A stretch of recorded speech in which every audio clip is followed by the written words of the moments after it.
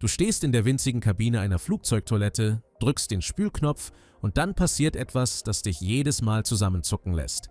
Ein ohrenbetäubendes Rauschen, so laut wie ein Staubsauger auf voller Stufe, direkt unter dir. In weniger als einer Sekunde ist die Schüssel leer. Restlos. Nicht ein Tropfen bleibt zurück. Was war das? Und wohin ist gerade alles verschwunden? Die beliebteste Antwort auf diese Frage ist gleichzeitig die falscheste. Es wird in die Luft geblasen. Irgendwo über den Wolken öffnet sich eine Klappe und alles fällt nach unten. Millionen Menschen glauben das. Und es ist kompletter Unsinn. Kein Verkehrsflugzeug der Welt hat jemals eine Klappe gehabt, durch die Toiletteninhalt während des Fluges abgelassen wird.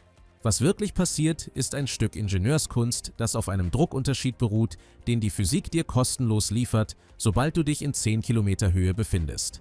Willkommen beim Kern der Dinge.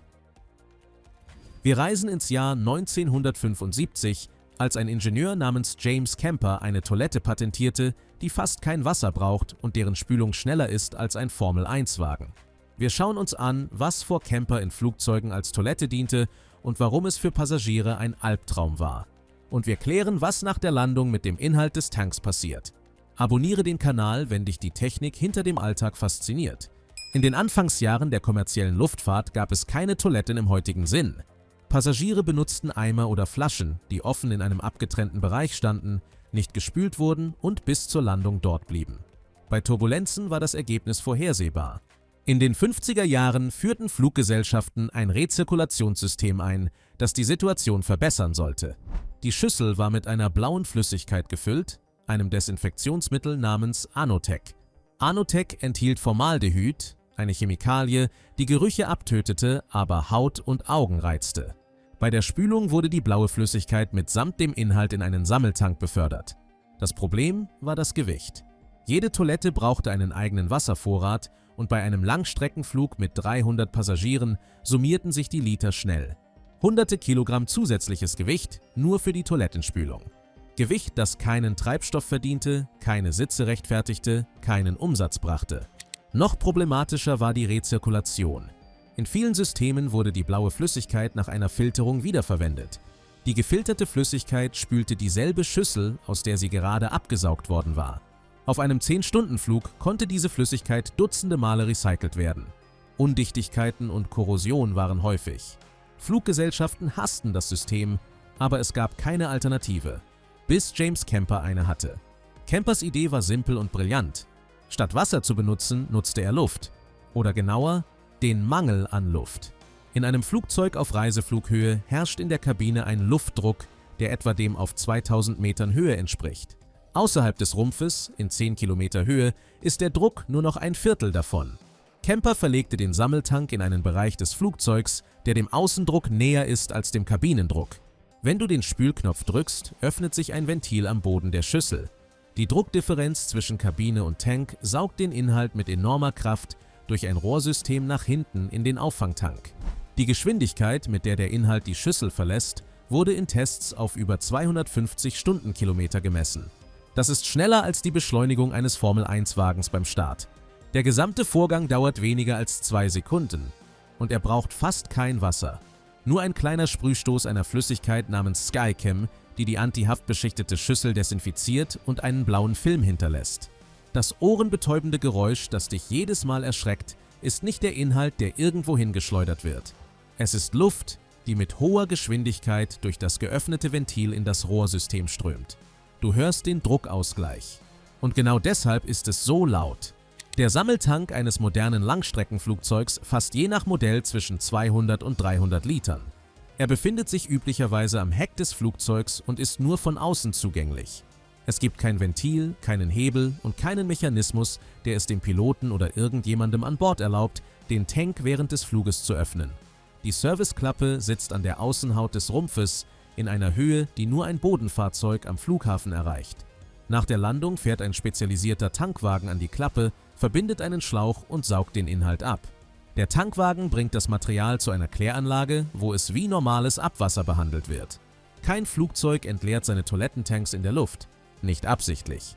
Aber es gibt Fälle, in denen Toiletteninhalt tatsächlich aus einem Flugzeug fällt. Das Phänomen heißt Blue Ice und entsteht durch undichte Stellen an Ventilen oder Verbindungsstücken des Abwassersystems.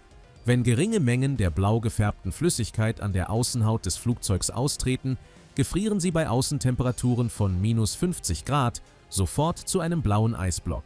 Dieser Block wächst mit jedem Flug, wenn das Leck nicht behoben wird. Irgendwann, meist beim Sinkflug in wärmere Luftschichten, löst sich der Block von der Außenhaut und fällt zu Boden. Ein Block aus gefrorener Toilettenflüssigkeit kann bei einer Fallhöhe von 10 Kilometern eine Aufprallgeschwindigkeit von über 300 Stundenkilometern erreichen. Es gibt dokumentierte Fälle, in denen solche Blöcke durch Hausdächer geschlagen sind. Im Jahr 2016 traf ein Block dieser Art ein Wohnhaus in Indien.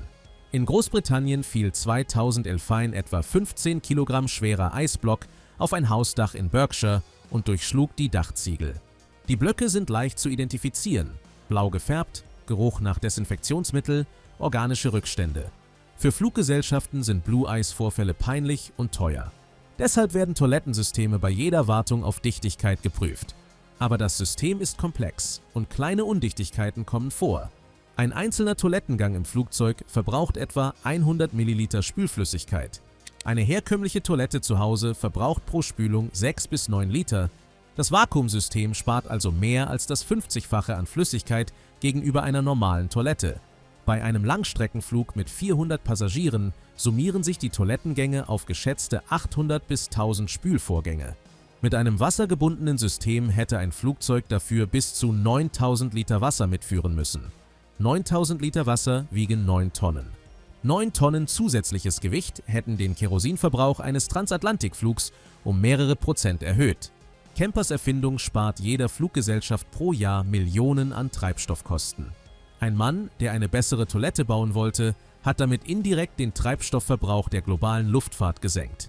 Es gibt noch einen letzten Punkt, den die meisten Passagiere nicht kennen. In modernen Großraumflugzeugen wie dem Airbus A380 oder der Boeing 747 gibt es nicht einen, sondern mehrere Abwassertanks, verteilt über die Länge des Rumpfes. Die Rohrleitungen zwischen Toilette und Tank haben einen Innendurchmesser von nur etwa 5 cm. Das reicht, weil das Vakuum den Inhalt so schnell durch das Rohr zieht, dass nichts hängen bleibt. Im Gegensatz zu den breiten Abflussrohren in Gebäuden, die auf Schwerkraft angewiesen sind, arbeiten die Rohre im Flugzeug gegen die Schwerkraft. Seitlich, aufwärts, in Kurven, es spielt keine Rolle. Die Druckdifferenz treibt alles durch jede Geometrie.